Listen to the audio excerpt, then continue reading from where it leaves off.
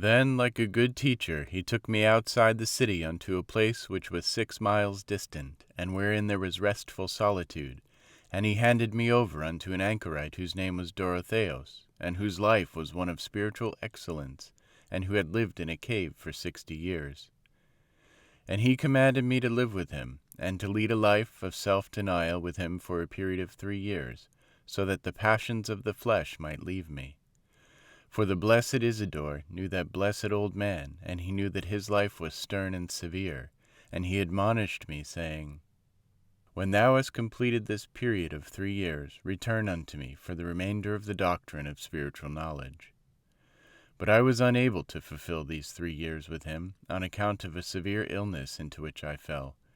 And so I departed from Dorotheos before the end of the period, and I returned to him that had brought me out, and entered his abode that I might learn the doctrine of the Spirit.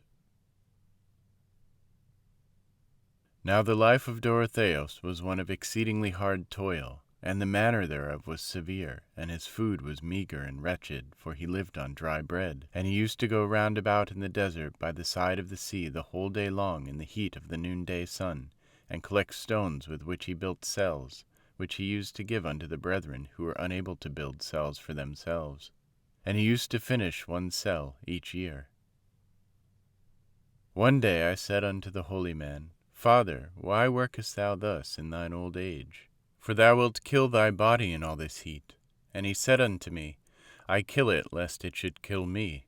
He used to eat 1 small bread cake, which weighed about 6 ounces each day, and a little bundle of green herbs, and he drank water by measure.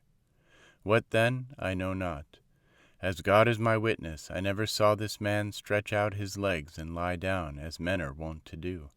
And he never slept upon a bed of palm leaves or upon anything else, but he used to work the whole night long weaving baskets made of palm leaves, to provide himself with the daily bread which he required and food.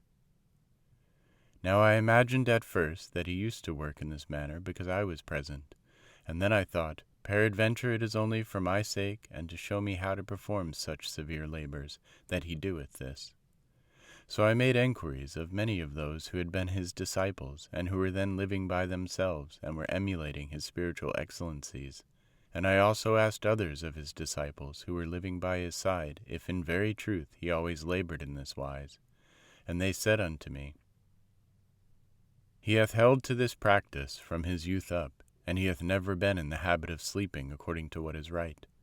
In the daytime he never sleepeth willingly, but sometimes when he is working with his hands, or when he is eating, he closeth his eyes and is snatched away by slumber. As he sitteth working he eateth, and unless slumber overcame him suddenly, he would never sleep at all.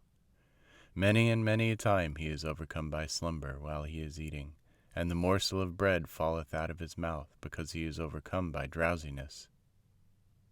And when from time to time I used to urge him to sit down, or to throw himself upon a mat of palm leaves, and to rest a little, he would answer and say unto me in a grieved manner, If thou art able to persuade the angels to sleep, then thou wilt be able to persuade me.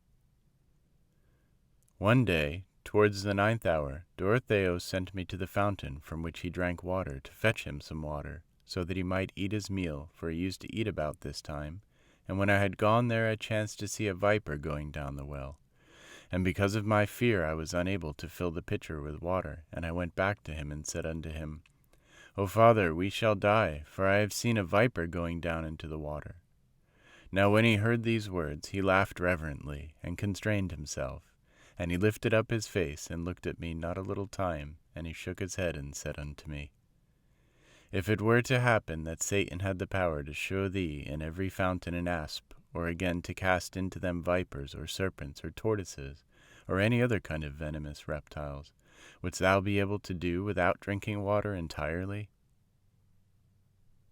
And when he had said these words unto me, he went forth and departed to the fountain, and drew water, and brought it back, and having made the sign of the cross over it, he straightway drank therefrom before he ate anything.